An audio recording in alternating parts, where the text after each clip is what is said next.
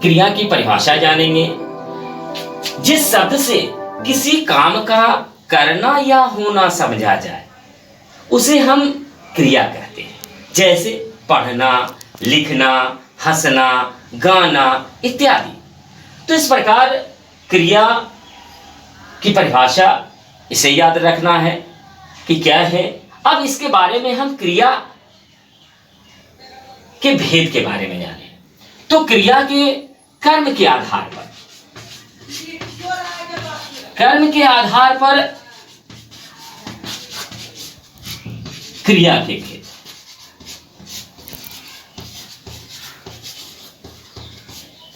तो कर्म के आधार पर क्रिया दो प्रकार के होते हैं, सकर्मक और अकर्मक। कर्म के आधार पर क्रिया दो प्रकार के, सकर्मक और दूसरा है अकर्मक। तो सकर्मक किसे कहते हैं? सकर्मक क्या है?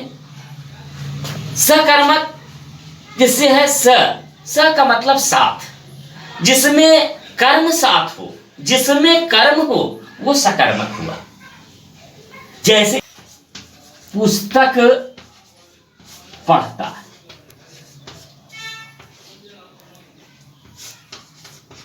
अब यहां हम प्रश्न करते हैं कि भाई राम पढ़ता है, क्या पढ़ता है?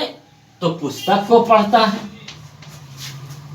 इसी प्रकार हम और अन्य उदाहरण भी देखेंगे, जैसे सीता लिखती है, तो सीता लिखती है। यहां अगर आपसे पूछा जाए कि सीता लिखती है, क्या यह सकर्मक है या अकर्मक? बहुत सारे बच्चे बोल देंगे नहीं सर यह अकर्मक है। क्यों? क्योंकि इसमें कर्म है नहीं।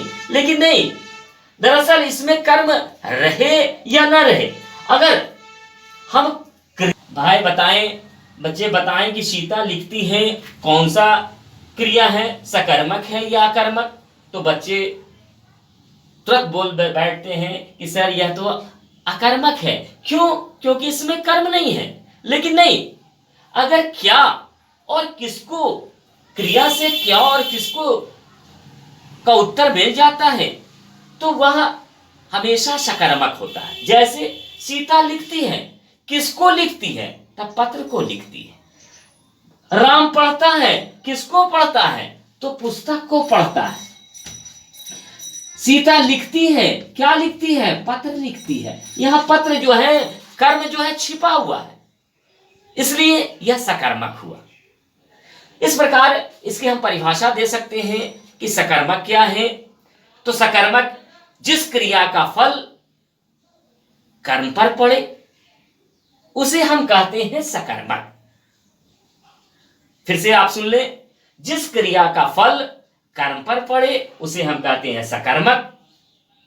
जैसे राम पुस्तक पढ़ता है, सीता पत्र लिखती है इत्यादि। अब दूसरा हम आते हैं अकर्मक। अ का मतलब होता है नहीं या बिना। अब अकर्मक जिसमें कर्म ना हो, इसको हम स्वाभाविक क्रिया भी कहते हैं। जैसे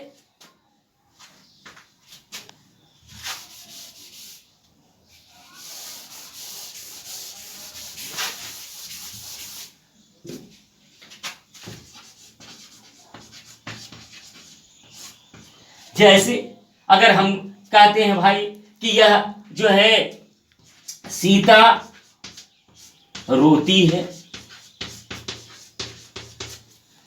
तो क्रिया इसमें कौन है? रोना।